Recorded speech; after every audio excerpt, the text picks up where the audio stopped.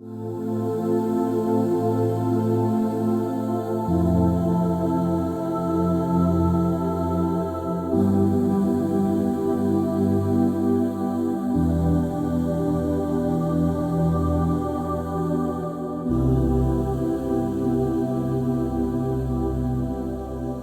Elizabeth Arnold, and I was caretaker manager here with Ray Johnston from '02 to '09. I'm originally from Northern Virginia, so I grew up in a very cosmopolitan Washington, D.C. area. And then the first 20 years of my first 20 summers of my life, I was not in Washington, D.C. I was on a very, very small island on the Outer Banks of North Carolina. Now, this place is tiny, it's considered remote, and we got to go barefoot a lot there. So it was completely the opposite of being in the metropolitan area. And that gave me this intense and very real love of nature and love of land and sea creatures, and a comfort in remote places. And then when Ray and I joined forces in North Carolina, he also, with his love of nature, he said, you know, let's move to California. It's really beautiful there, and I love Ojai. And so we did. We moved to Ojai.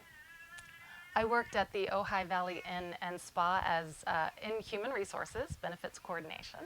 I also managed the children's program there as well. I have a background and certification teaching Montessori, which I found out later Agnes also was a substitute teacher, and there was some familiarity or a connection I felt to Agnes. Even though I never met her, she loved gardening. She loved a lot of the things that I loved. So in coming up here, to me it was a bit interesting because we had heard through a friend of Ray's that there's this wonderful tree on a mountaintop. Meher Baba sat there. You must go. You must see this tree. And it was with quite urgency that Ray was given this instruction to go to the tree. So he was able to make it to the tree about 6 months before I was, and it was significant, and he can speak to that. But for me, coming here, what I felt instantly was a feeling of being home. And I didn't know what that meant. I didn't know how to translate that, but it was a really good feeling.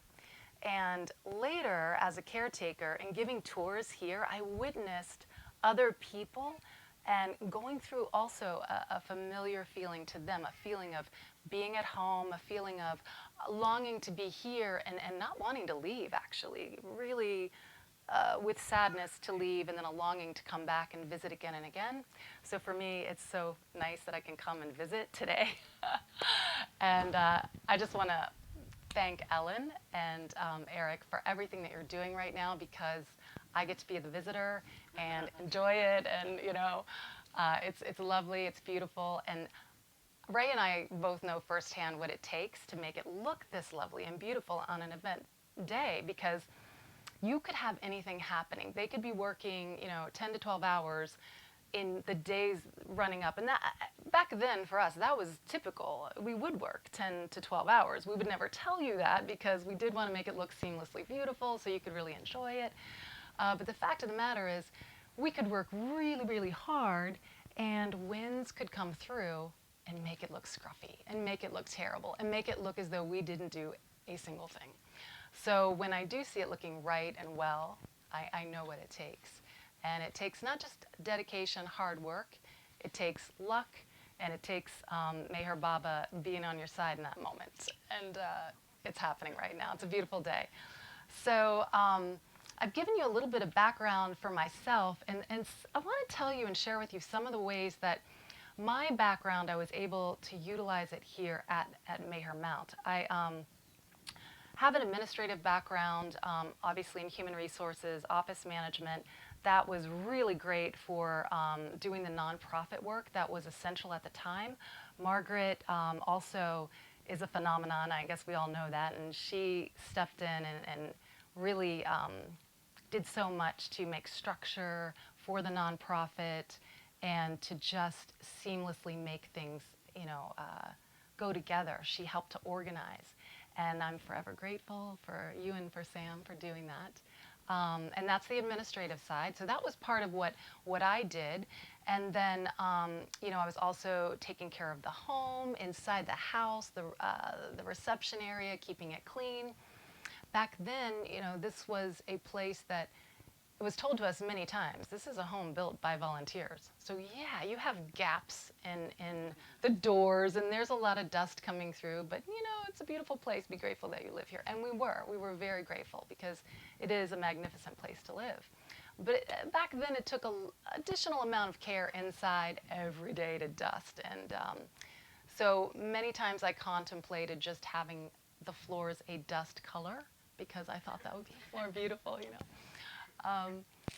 And so now to see the changes and the way the windows, everything's sealed, it thrills me because there were other things that could happen when you have some gaps in the house that's built by volunteers and built on a shoestring and well done, by the way. So with all of the other things that have happened, it's really shored up the reception area, and I'll get to some stories later where you'll see what I'm talking about and why I am so thrilled that there are proper doors and windows. Very important.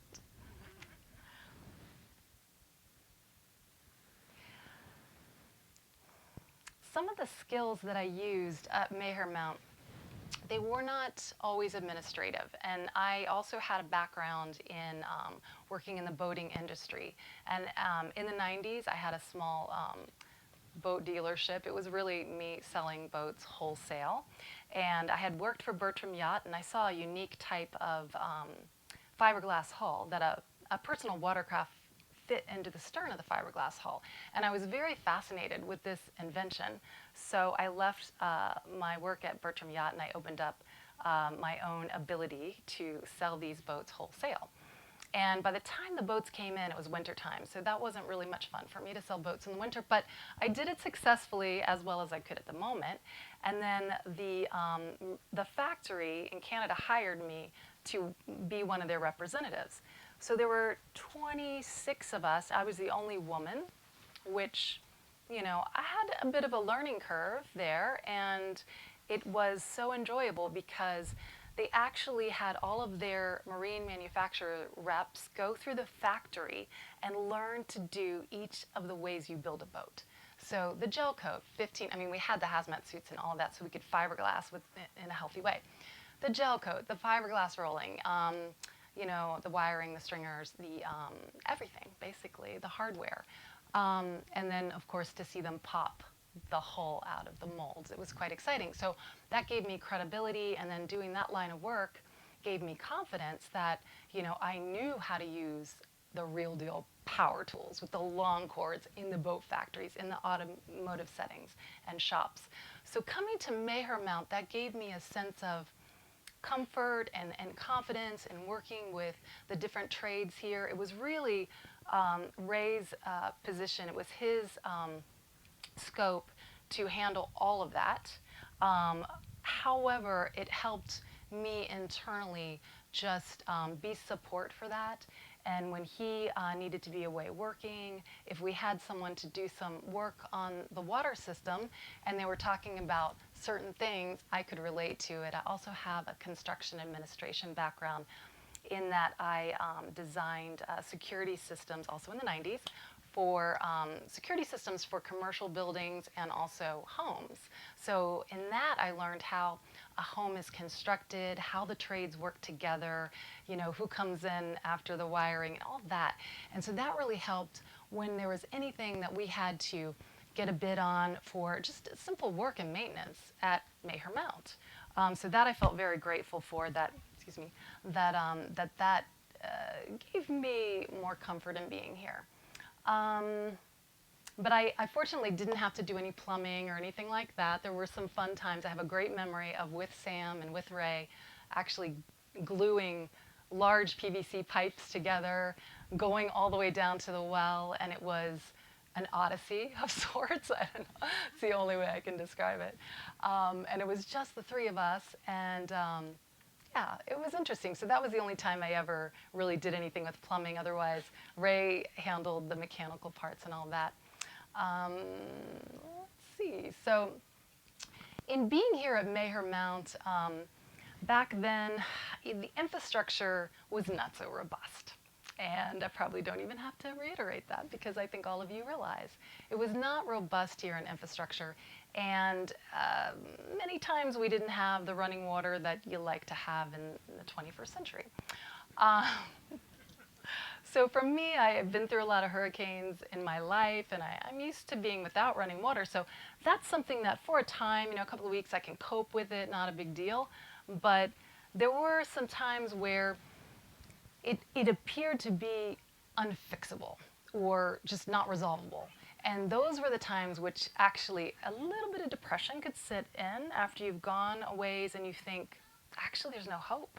There's nobody that has the skill level, the knowledge. It's a very, very complicated system.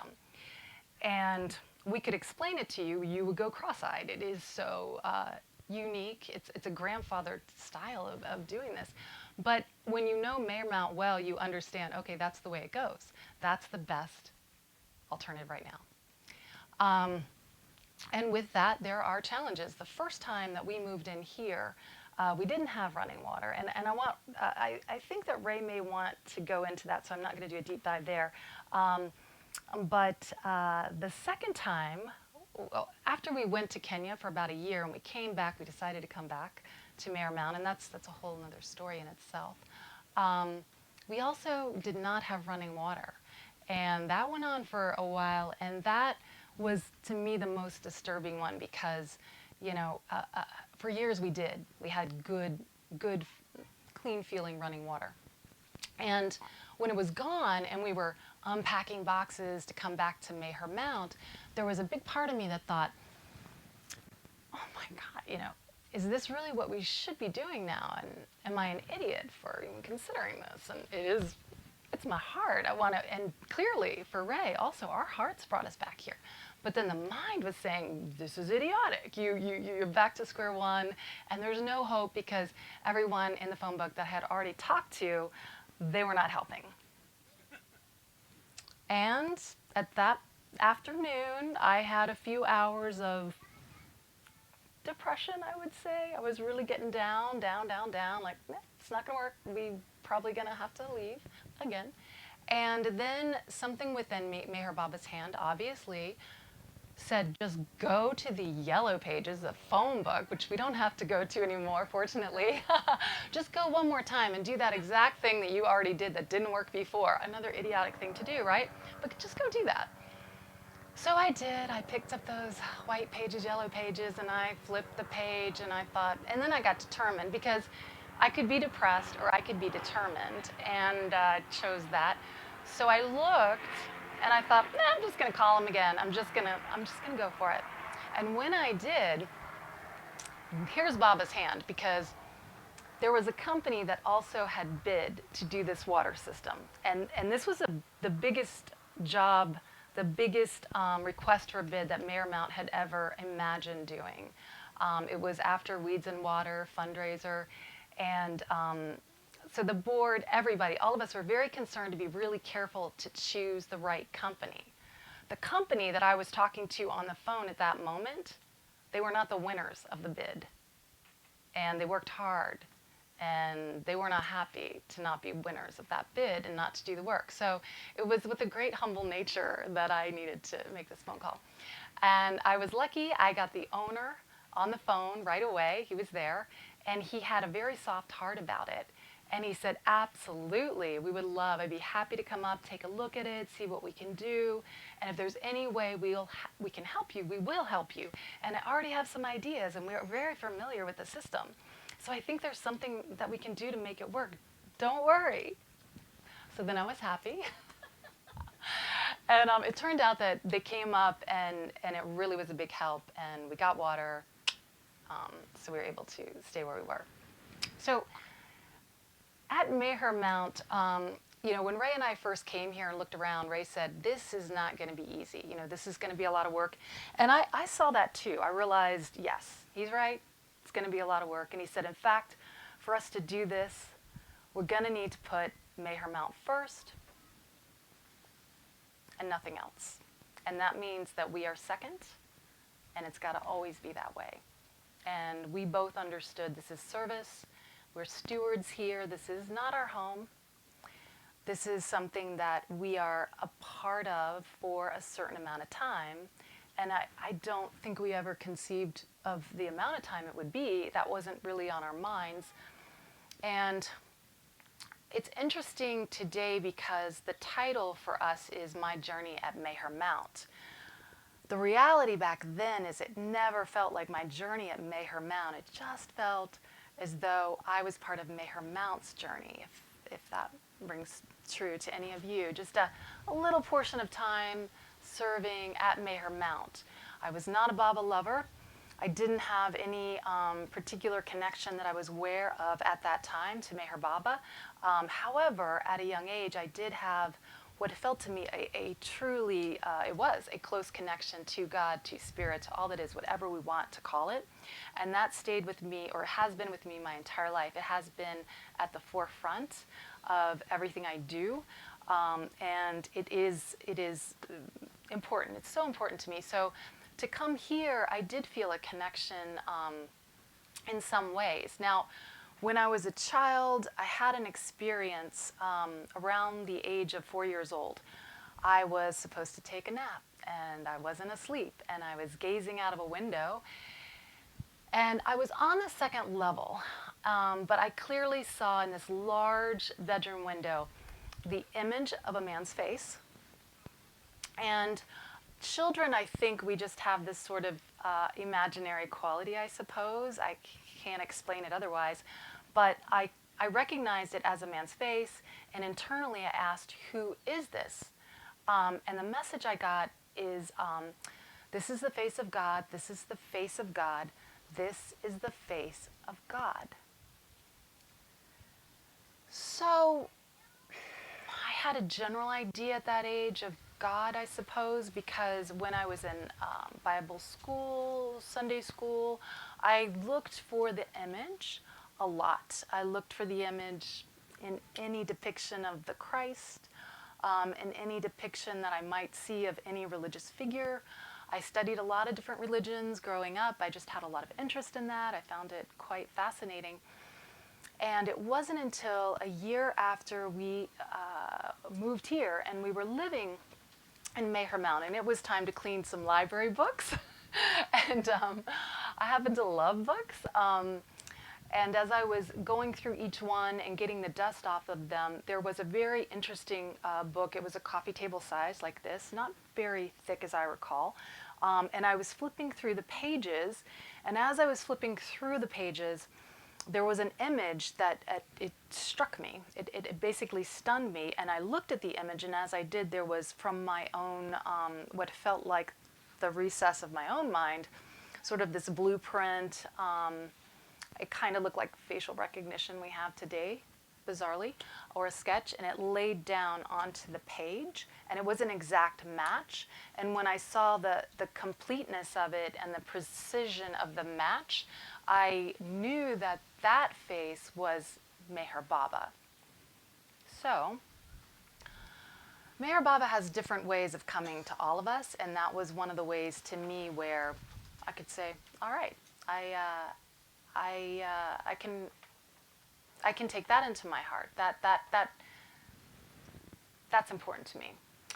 And then there were other ways that Meher Baba showed me showed me to the degree that I felt very strongly, yes, he is who he says he is. And that was something I needed to see and to feel and to experience, because as a caretaker here, whether one is knowledgeable of Meher Baba or not, he will make his presence known. So I happen to be asking for it and contemplating and all of that, but whether I did or not, it would come to me quite clearly at some point. But that was one of the most, for me, the most significant ways. Now, getting back to what it takes at Meher Mount to keep things running, and getting back to how the infrastructure was not so robust and how thrilled I am to see it this way, The reason that I know this is because there's an area of my life where I particularly excel. And in fact, I can procrastinate better than anyone. I could win a gold medal. I know this.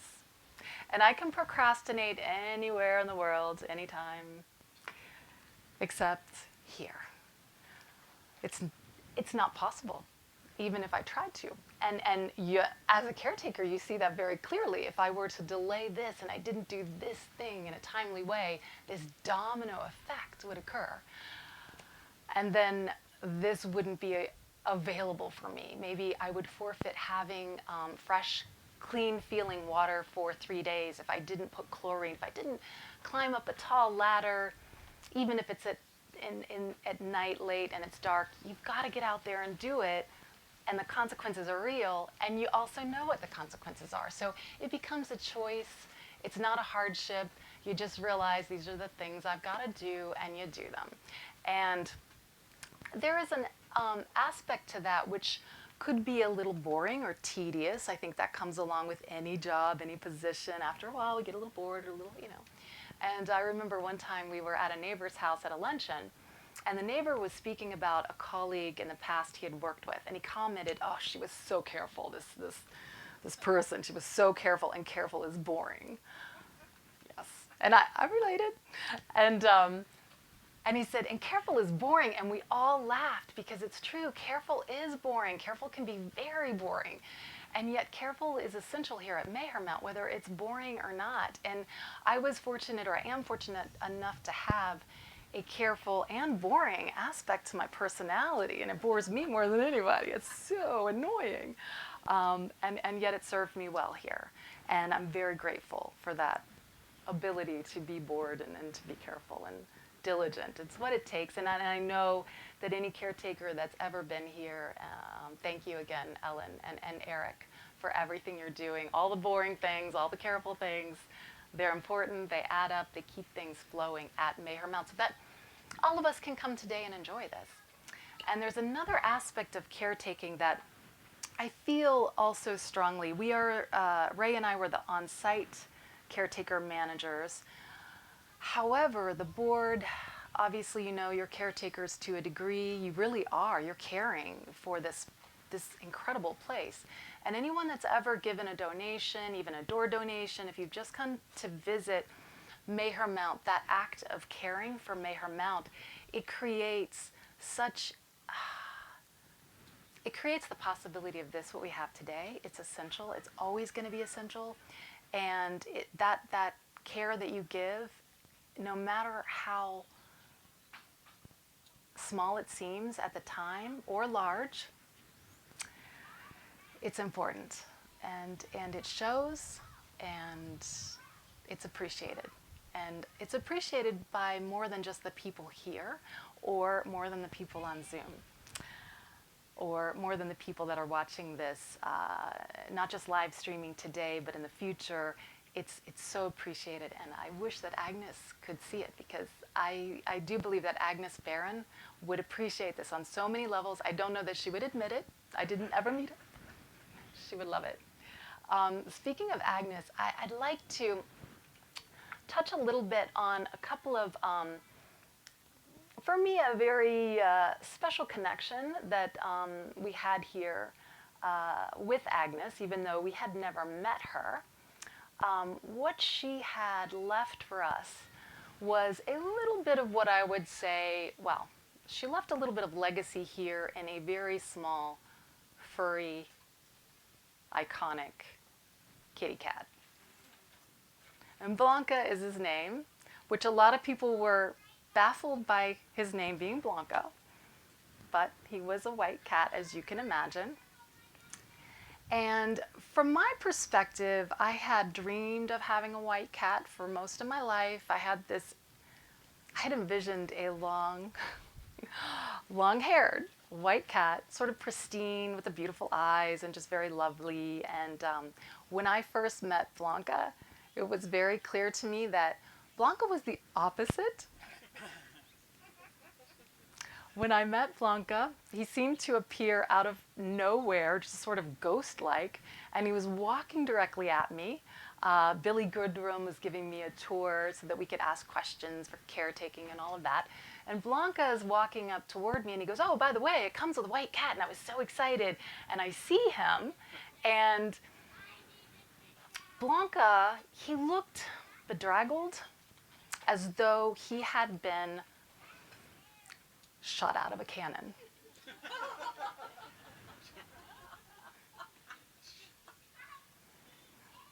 So fortunately, Ray, with his ability to do healing work and rejuvenate and all that, he really did so much work on this special cat to, and you know, here Blanca, he was a bit bald in certain areas, and hair started to grow back after Ray gave a lot of care and attention to him, and he ended up looking beautiful. I think he reverse aged, and I have to tell you his age because nobody really knows, but we're just guessing. Billy said he's at least 19 years old. He may be 21, we don't know. So we're going to say he's 19. He lived with us a couple of years, I feel like. So he passed away at the age of 21, we're guessing. And he took his last breath with me. It was in the bedroom, that middle room there. And after he passed away, the oddest thing happened. It never happened before, and it never happened since. A bobcat, every morning for several days, we would wake up and I would look outside the window, and there was a bobcat sitting there like a domesticated cat, sitting and looking at me and meow, meow, meow. And it was strange because I couldn't tell, why would a bobcat do that? This is not normal behavior. And I didn't know what to think, but it occurred to me maybe he was a friend of Blanca's, because Blanca was always out and about. Maybe he was looking for his lost friend. I don't know. But that was a special thing about Blanca. Now Blanca, for me, he represents Agnes's legacy and a connection that we had to Blanca, so we cherished. He was very special to us. And also, both Blanca and Agnes were survivors. And as long as she lived here, so much of her life. And then you see this white cat who is really, to me, an enigma. There's no way he should have lasted on a mountain. And I think if, Ray, you were to guess a white cat on this mountain that you could see Blanca from anywhere you looked. If he was way up there, you could spot him easily. So if you had to guess, and you saw there was this white cat just put up here on the mountain, how many days, weeks, months would you give? Maybe, no, one night maybe. I was going to say one night. We are absolutely in agreement on that because we know the foxes, the mountain lions, the bear, everything's here, especially and the coyotes. Everything is here in adversity to a white cat on a mountain. And for most of the time, Blanca was outdoors. He was an outside kitty cat. Billy and Pamela had just started to take him inside, and they said, "You could do that if you want. We're acclimating him to being inside." And Ray said, "Absolutely, at night, he's coming inside," and he did that. And we had a fabulous time having Blanca here on the mountain. Now, when Blanca had perished, it was a really sad time. And you know, Ray suggested, let's just go to the shelter. Let's go see if there are any kitty cats there. And you suggested we get a kitten, which was a lot of fun. And so we named him Monk on a mountain top. So, and it was interesting because when you watched this little kitten grow, and he had a fascination with trees, he loved to climb trees, didn't he? And so then we started calling him Monkey because he was always in a tree, hanging, Ray used to rescue him all the time out of the tree. And then Monkey, as he grew, he became quite muscular, more so than I'd ever seen a cat. So he's more like a dog cat. And he loved to go with us to take people on tours to the tree. And he was so good at it that he just started doing it by himself, unaccompanied, which I loved. It was great because, you know, when we're busy sometimes, or if I had a deadline, just take them. And he would go greet them. He was very friendly.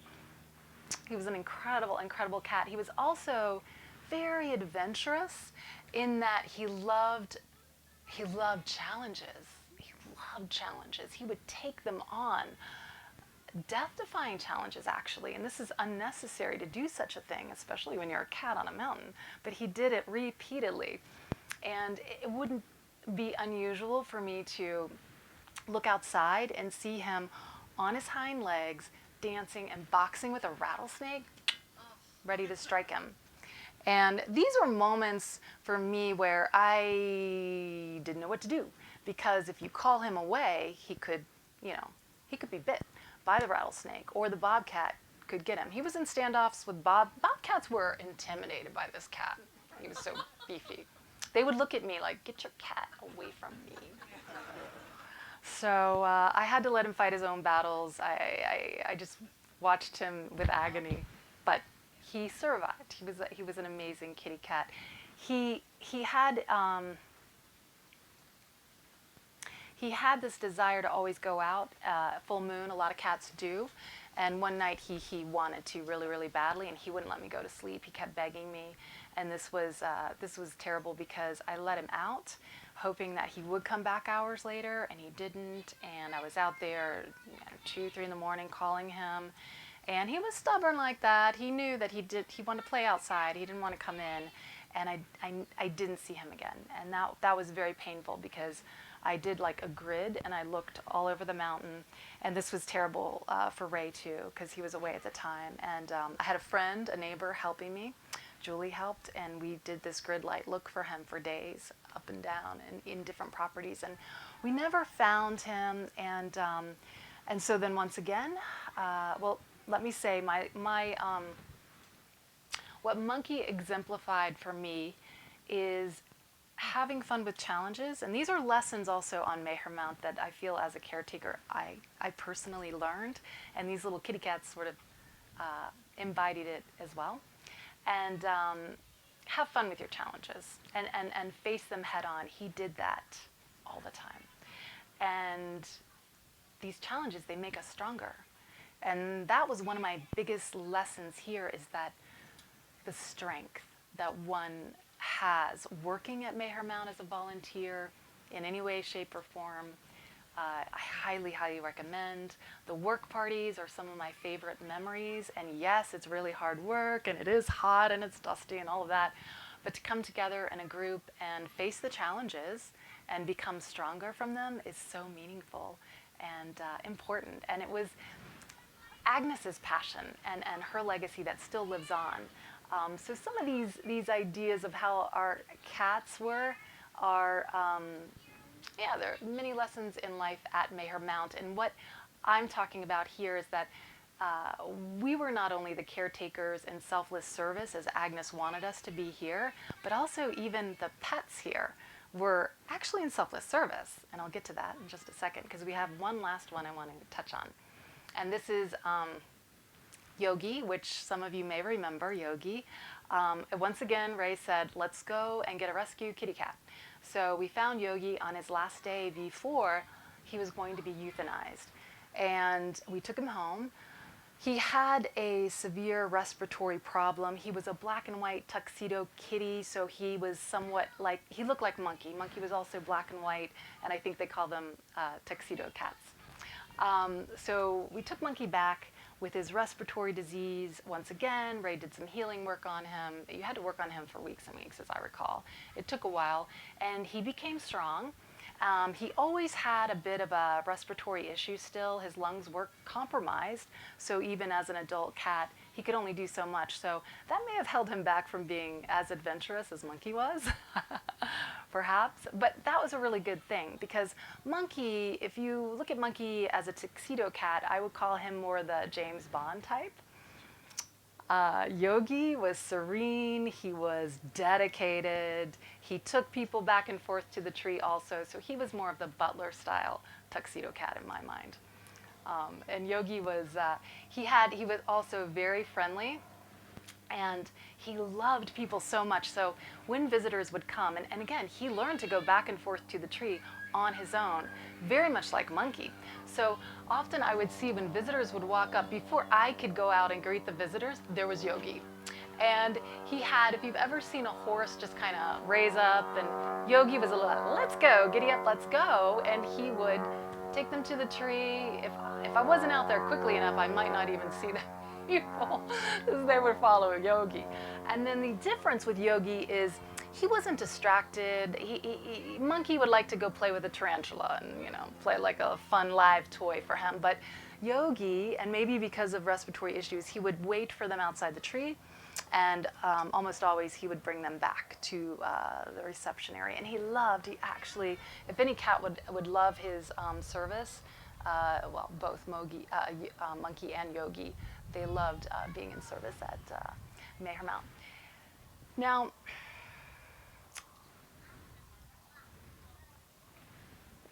for me, I had some really great times at Mayher Mount.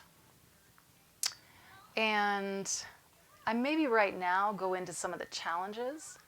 And first, let me just say that Mayher Mount, to me, many times, it felt as though it was the only way I can really describe it is a boot camp for the soul. And I don't know if any of you like to do anything in a kitchen. I know Linda, she's a chef. But you use your kitchen knives, you've got to sharpen them occasionally. And maybe sometimes every time you use your knives, depending on, you like to sharpen them. So that's one thing. But every now and then you've got to get your knives honed. Sharpening is the light, getting off the part of the knife that is a bit rough. But honing is doing that on a deeper level. It's taking the knife and where it may have a chip or something really wrong with it that you can't even see, but you can feel it's dull. Honing reforms the blade. And so for me at Mayher Mount, my feeling was that it was a boot camp for my soul and that I was continually being honed from the inside out. And what did that for me were the difficulties. And there were so many that eventually it became humorous. And I think that I'm grateful for the board that we had because, and all the Baba lovers that would come visit and tell us their stories, because it gave me a lot of comfort that, okay, it's not just me, it's happening to everyone, and this is kind of funny. And so I began to enjoy it, and sure, some are more hysterical than other challenges, but they're there, and for me the purpose was to maybe soften the ego, strengthen the vulnerabilities, tap down vanity, that kind of thing. That was quite a good thing, I would say. One of the things that I don't usually think about, well, you know what? Let me tell this story and get into the challenges right now, and then I'll go into the other path. What I quickly realized here, living at Mayher Mount, was that everything that I am is amplified exponentially, and that I mean in an all-encompassing way, the good, the bad, and the ugly. And I don't think I'm the only caretaker that experienced that. But let me explain what it meant for me. We've all heard that challenges make you stronger. We're talking about that today. Definitely amplified. And where I have vulnerabilities, there's no place for vulnerabilities at Mayher Mount. And where I have ego and where I have vanity, that's an obstacle to selfless service. So vulnerability, for me, a lot of you know this, I am, or not anymore, thank you, Baba, but I grew up very afraid of a certain type of creature of the land. And so I'll share a story of that, because this is addressing one of my biggest, what I feel, phobia, vulnerability, and it was my biggest childhood fear that surfaced one morning. And it was outside of a place that's my favorite place. So those of you that know me, you know I love to be in a kitchen, I love to cook, and all of that. So where the vulnerability was first thing in the morning, and I'm looking through the kitchen window, just waking up, hadn't had coffee yet, and what I'm seeing is my greatest childhood fear. And I am seeing not just one large 8-legged furry spider, but I'm seeing single file hundreds, and they are marching across the patio just outside the kitchen door. So I look to my left, that's where they're coming from. And there's a really long line through the field. They're not stopping.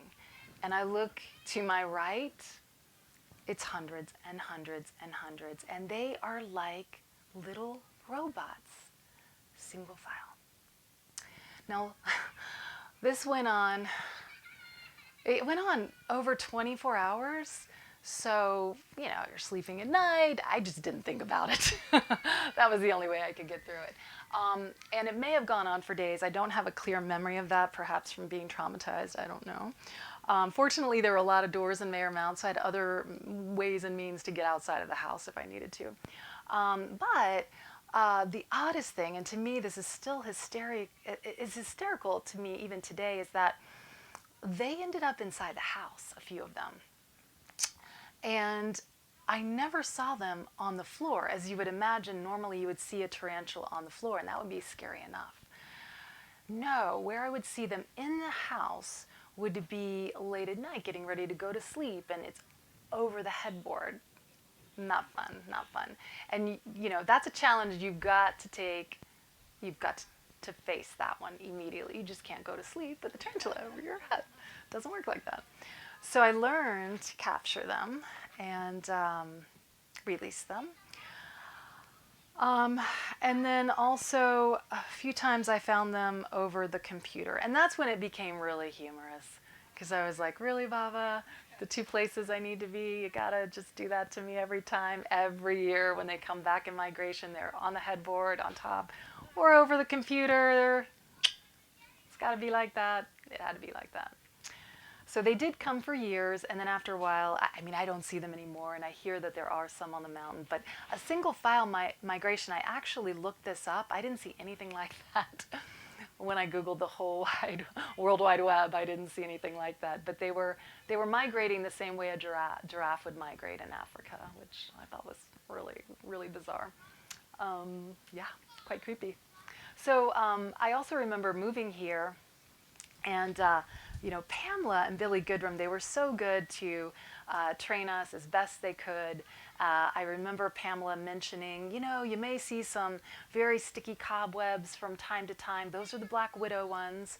And that's all I ever cleaned up were sticky cobwebs. And I did see black widows from time to time. And you know what?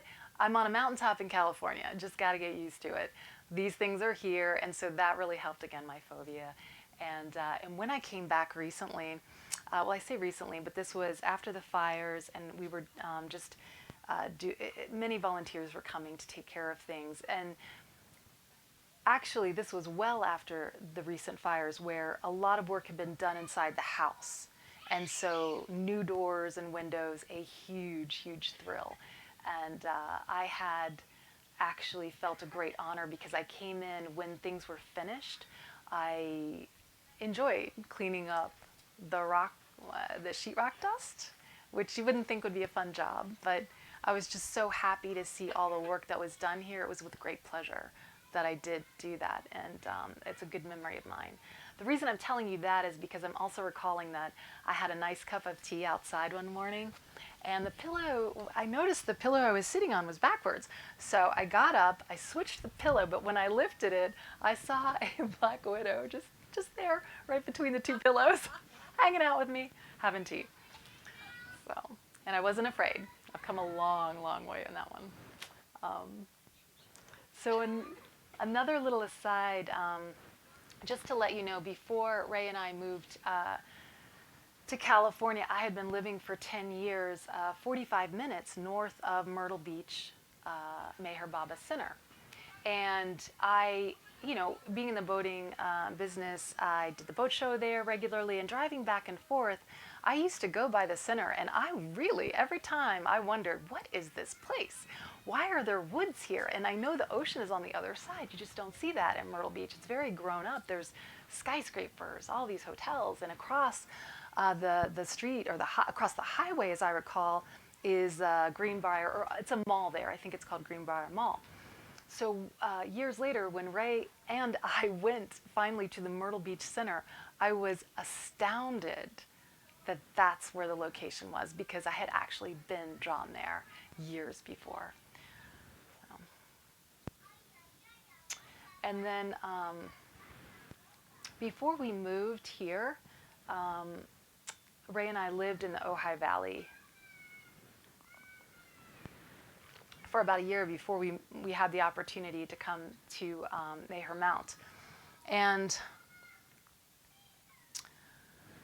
we had run across a board member. She was a Meher Mount board member who knew Ray's background, and she thought that he would make a very good caretaker up here. So she said, the two of you really should go. So we were being encouraged that way also to come here to Meher Mount. And when we did, and we made the application here, at the same time, a position, I was working at the Ojai Valley Inn and Spa, but I had a really good opportunity that came about, and this was it would be working in Santa Barbara for an incredible woman. She is a futurist. She's no longer alive, but she was a futurist who was creating an online education program that was about conscious evolution.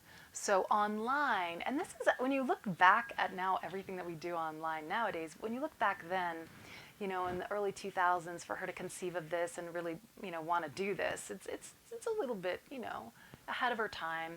And I found it incredibly interesting, and at the same time, I like computers, but I really love nature. And I knew that this would be designing an education, program for people to be looking at a computer to come closer in conscious evolution and hopefully awaken, and have an awakening and a liberation. And so everything about it was amazing. I mean, we would have a home in the hills overlooking the Pacific Ocean in Santa Barbara that came with the position. It was a great salary and really nice people, and at the same time, my heart was not in it. So on paper, rationally, it all looked very good. And yet I was drawn here, and there was no mistaking that inside my heart, that this was the place that I wanted to be. And even though, we knew it was going to be very demanding, we just didn't know all the things we were going to be doing. And that's the thing for me here, is that I'm incredibly grateful that I had the opportunity at Meher Mount. However, if someone had listed out, you're going to be doing this, I wouldn't have chosen it. And certainly the person that I was then wouldn't have conceived of me being even able to do all those things. And so yes, I wouldn't have been able to wholeheartedly say yes to that calling if I knew exactly what it was about. But I think that when one, for instance, if we call it my journey here at Meher Mount, it was a sacred journey for me, and I think that any of us that have embarked on our sacred journey, our personal sacred journey, I don't believe that we know at that time that that's what we're actually doing. I don't believe that we know that this is my sacred journey until you can look back and see, where you were and where you are going. So I'd like to, in just a moment, go into Baba's tree a little bit and tell some of my happy moments here, and what Meher Mount really means to me, and how special, and why the challenges were worth it, not only for my own growth, but the enjoyment to be at Meher Mount.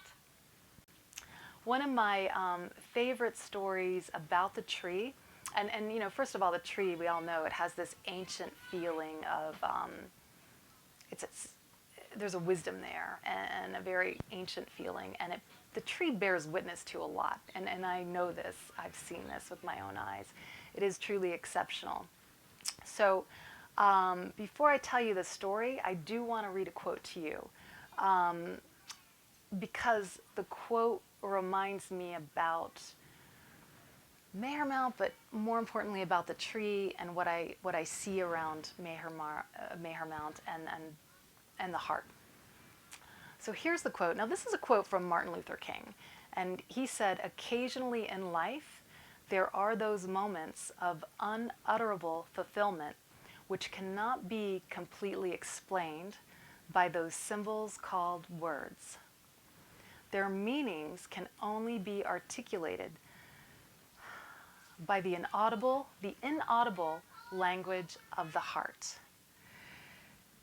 And that really sums up what Mayher Mount gives to us, what it offers us. It offers us this incredible place in nature, a place so serene. Even if there's an airplane traveling through, it doesn't matter.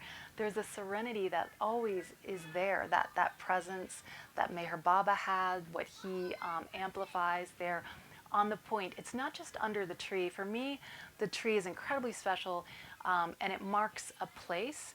But I feel strongly in my heart, having been here a while and witnessed so many people being under the tree, being at the point, to me, as important as the tree is, even if the tree didn't make it through the fire, that whole point is important. And it serves the similar purpose as directly under the tree. And even where Mayher Baba sat, that's an important mark, and yet it expands out, in my opinion, for the whole point.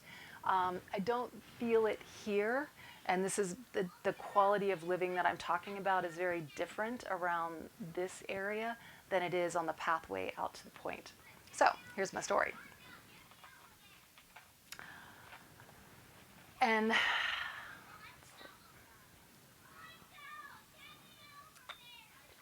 this story begins with the symbol of the heart, the shape of the heart.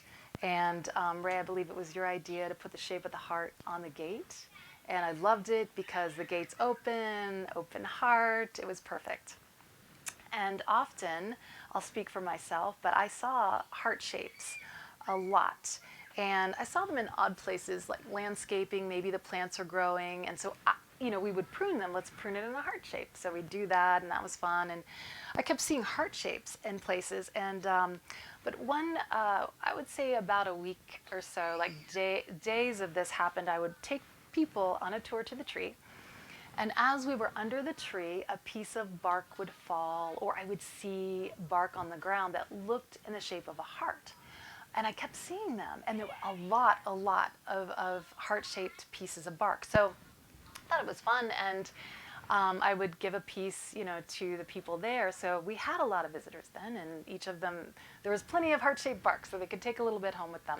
And this was not a habit that we ever did or wanted to do. It was just something that I was struck with how unusual this is. So then one day, a very dear friend of mine who lives in Ojai, she came for a visit, and she's a long-time meditator. And she said, I want to come, I want to sit under the tree. She's a very sincere seeker. And she said, I would like to sit under the tree. A friend of mine is going through severe trouble, and her daughter is ill with cancer in the hospital.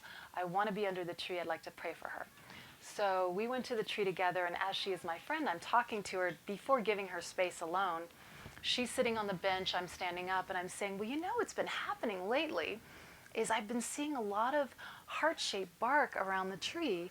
And in fact, from time to time, when I'm here, a piece of bark will just fall off the tree and it will be in a heart shape. And right then, that happened. And it happened directly between the two of us.